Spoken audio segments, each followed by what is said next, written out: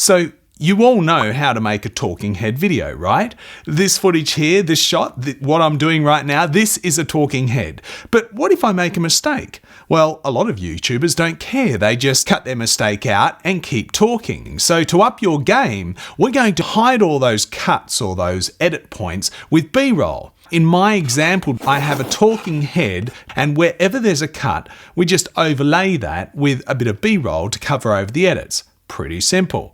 Now, let's up our game. Here's a classic third-person point of view shot of my friend Marcus riding through the forest. It's a pretty acceptable shot, right? Well, up to here, where it gets a bit wobbly anyway.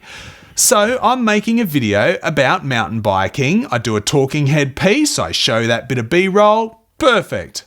Well, maybe not. You see, the secret to making it amazing is not just to get one shot, but actually spend 5 minutes or more and shoot the same sequence a few times over from different places, and you can cut together a really cool action sequence.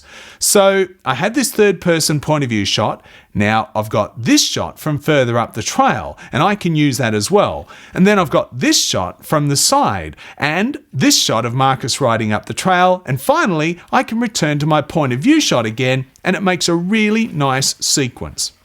While a sequence with big movements like this, where there's a mountain bike traveling along through the scene, they can take a fair bit of effort to film, but where the movement is fairly contained, it can actually be really easy to shoot an action sequence pretty much on the fly as the action takes place. So check this example where I was shooting Marcus unloading the bicycles. So I start wide, I run in, shoot over his shoulder. I pull back and switch the angle by at least 45 degrees to avoid a jump cut.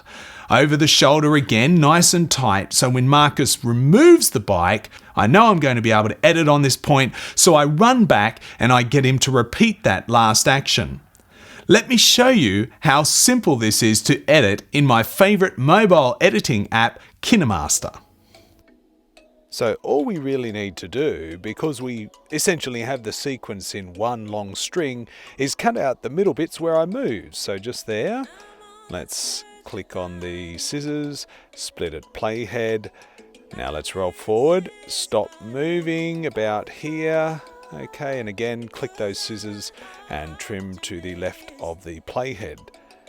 And now notice I've let my friend exit the screen, so we've got a nice clean frame, which lets us cut to the next one.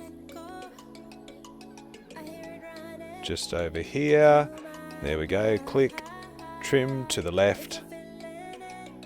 And you can see it's all coming together. Let's make a few more cuts and we'll be done.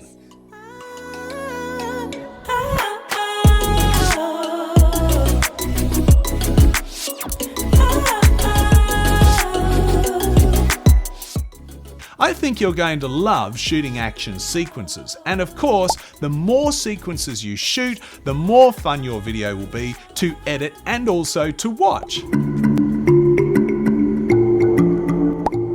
Well, I had a fantastic day today. I actually went out and got to ride.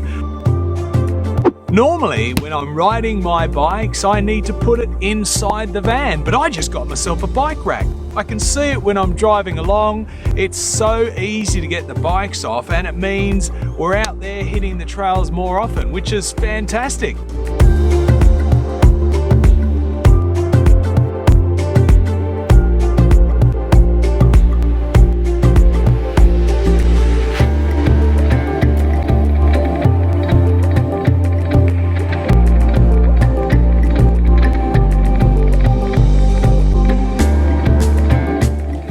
We're going to be hitting the trails a lot more this summer thanks to my new buzz rack. I'll see you out there. If you enjoyed this video tutorial, why not hit subscribe to unlock new content? I'll be producing my next video when I hit 450 subscribers. So if you like what I'm doing and you're into all of that, hit the sub button now and I'll see you in the next video.